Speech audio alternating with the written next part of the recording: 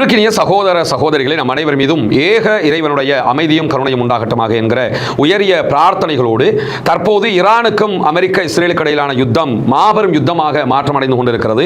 Iran வெறி கொண்டு தாக்குதல்களை நடத்தி கொண்டிருக்கிறது. ஈரானுடைய ஆன்மீக தலைவர் ஷியா மத போதகர் ஆயத்துல்லா அலி காமனி கொல்லப்பட்டதற்கு பிறகு பதிலடி உச்சமாக இருக்கிறது ஈரான் தரப்பில் இருந்து என்பதை நம்ம பார்த்துக்கிட்டு இருக்கிறோம். அமெரிக்கா மட்டுமல்ல, அமெரிக்காவுடைய நேச நாடுகளே ரொம்ப யோசிக்கிற அளவுக்கு நிலைமை மாறி போயிருக்கக்கூடிய சூழல் தான் நேற்றைய தினம் நெத்தன்யாகுவை இலக்கு வைத்து நெத்தன்யாகுடைய அலுவலகம் மீது தாக்குதல்களை நடத்தி இருந்தது ஈரானுடைய IRGC படைப்பிரிவு.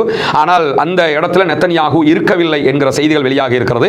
நெத்தன்யாகு குறித்த இடத்தில் இருந்திருந்தால் மாபெரும் அழிவாக அது மாறி இருக்கும் இஸ்ரேலுக்கு. ஆனால் நெத்தன்யாகு அந்த இடத்தில் இருக்காத நிலையில தான் அந்த தாக்குதல் நடத்தப்பட்டிருக்கிறது. நெத்தன்யாகு இந்த தாக்குதல் நடத்தப்பட்டதற்கு பிறகு ஒரு 5-6 மணி நேரங்களுக்கு பிறகு குறித்த இடத்தை வந்து பார்வையிடுகிற வீடியோக்கள் தற்போது வெளியாகி இருக்கிறது. எனவே நெத்தன்யாகு மேல தாக்குதல் அட்டாக் நடத்தப்படவில்லை, நெத்தன்யாகுடைய அலுவலகம் கடுமையாக அழிக்கப்பட்டிருக்கிறது என்கிற செய்திகள் தற்போது வெளியாகி இருக்கிறது. எனவே நெத்தன்யாகுவை தேடிக்கிட்டு இருக்கிறாங்க மட்டும் நம்ம புரிஞ்சுக்கணும். எந்த நேரத்திலும் நெத்தன்யாகுவை தாக்குவதற்கான வாய்ப்புகள் ஈரானிடத்தில் இருக்கிறது என்கிற நிலையில தான் காமனியினுடைய படுகொலை ஈரானுடைய தாக்குதல் யுத்திகளை, ஈரானுடைய தாக்குதல் வேகத்தை அதிகரித்திருக்கிறது. அதே போன்று பிராந்தியத்தில் பொருளாதார இலக்குகளை எல்லாம் ரொம்ப நசுக்கக்கூடிய நிலைக்கு மாறி இருக்கிறது என்கிறார் பிரிட்டானியாவுடைய பிரதமர் ஸ்டாமர். பிரிட்டானியாவுடைய பிரதமர் பொறுத்தவரை அவர் வெளியிட்டிருக்கக்கூடிய அறிவிப்பு நமக்கு காட்டக்கூடிய ஒரு முக்கியமான செய்தி என்னன்னு கேட்டா, அமெரிக்கா இஸ்ரேலிய ஈரானிய தாக்குதல்களில் வெளிப்படையாக அவர் சொல்லிட்டார், நாங்கள் பங்கெடுக்க மாட்டோம்னு அவர் சொல்றதுக்கான அடிப்படை காரணமாகவே எது அமைஞ்சிருக்குன்னு கேட்டா, இந்த தாக்குதல்களுடைய வேகம் தான். ஈரான் வந்து உச்சமாக லீட் பண்ணிக்கிட்டு இருக்காங்க.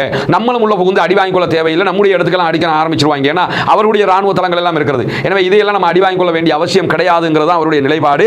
அதுல ஈரானை பத்தி அவர் சொல்லும்போது பொறுப்பற்ற முறையில் காமனியினுடைய மரணத்திற்கு பழி தீர்க்கிறது ஈரான் அப்படிங்கிறாரு. பொறுப்பற்ற முறையில் நீங்களா ஒரு பொறுப்பா நடக்க வேணாமா அப்படின்னு கேட்போம்ல, யார்கிட்ட கேட்ப? நீ அவனுடைய ஆயத்துல்லா அலி காமனியை கொன்னுபிட்டு நீங்க பொறுப்பில்லாம நடக்கிறீங்க அப்படின்னு சொல்லி சொன்னா சரியா இருக்குமா? அதோடைய வார்த்தை பிரயோகம் எப்படி இருக்கு? பொறுப்பற்ற முறையில் ஈரான் தாக்குதல் நடத்துகிறது. தாக்கும் போது எப்படி தாக்குறது? உன் தலையில கொட்ட போறேன், கொஞ்சம் தலையை காட்டி கொஞ்சம் தடவிக்கிறேன், அதுக்கு பிறகு கொட்டிக்கிறேன், இப்படி கொட்ட முடியுமா? கொட்டணும் முடிவெடுத்தா கொட்டுறதுதான். அவன் அடிக்கணும் முடிவெடுத்தான் திரும்ப திரும்ப ஈரான் காரஞ்சு நான் பொறுத்துங்கடா, அப்படி செய்யாதீங்கடா, நாங்க சாதாரணமா போக மாட்டோம்டா, நீங்க நினைக்கிற மாதிரி ஆக்கலடா, நாங்க அடிக்க ஆரம்பிச்சோம்னா எங்களை நாங்களே கட்டுப்படுத்த முடியாதுடா, இதெல்லாம் சொன்னாங்க கேட்கல. இந்த நிமிடம் வரைக்கும் இதுக்கு பிறகு நடக்க போகுதுங்கிறது ரெண்டாவது. இந்த நிமிடம் வரைக்கும் ஈரான் தான் லீட் பண்ணிக்கிட்டு இருக்காங்கிறத இவருடைய வார்த்தைகள் மிக தெளிவாக சொல்கிறது. ஸ்டாமர் சொல்லும் போது, பிரிட்டிஷுடைய பிரதமர் சொல்லும் போது, உண்மையிலேயே ஈரானுடைய இந்த அணுகுமுறைகள் ரொம்ப பொறுப்பற்றத்தனமாக இருக்கிறது. பிராந்தியத்தில் இருக்க எல்லா இலக்குகளையும் அவங்க அடிக்கிறாங்க.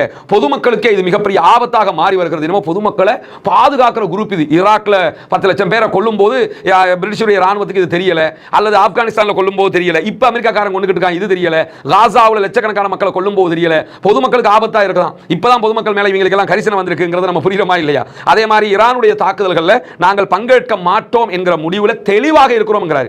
என்னுடைய ஸ்டாண்ட் தெளிவா இருக்குது, நான் அதில் பங்கேற்கிற ஐடியாவே கிடையாதுன்னு பிரிட்டிஷுடைய பிரதமர் சொல்லும்போது, இதுவரைக்கும் நாங்கள் தாக்குதலில் பங்கெடுக்கவும் இல்லை என்பதை விவரிக்கிறார். சில நேரங்களில் இதுக்கு பிறகு அவங்க முடியலன்னும் போது அமெரிக்கா நாசமா போறான், நம்மளும் சேர்ந்தா தான் காப்பாற்ற முடியும், இல்லைன்னா எல்லாருக்கும் இது கேவலமா போயிரும் இணைஞ்சிடக்கூடும், நேட்டோ சொன்ன மாதிரி அதுக்கான வாய்ப்பு இருக்கு. ஆனால் இதுவரைக்கும் நாங்கள் இணைய மாட்டோம் என்கிற முடிவுல இருப்பதாக ஸ்டாமர் சொல்லுகிறது. மட்டுமல்லாம பிரிட்டிஷுடைய தேசிய நலன்களுக்கு என்ன தேவைங்கிறது மட்டும் தான் நாங்கள் முடிவெடுப்போமே தவிர அமெரிக்காவுடைய நலன்களுக்காக நாங்க எதுவுமே செய்ய முடியாது என்று சொல்லி அவர் சொல்லியிருக்கிறாரு.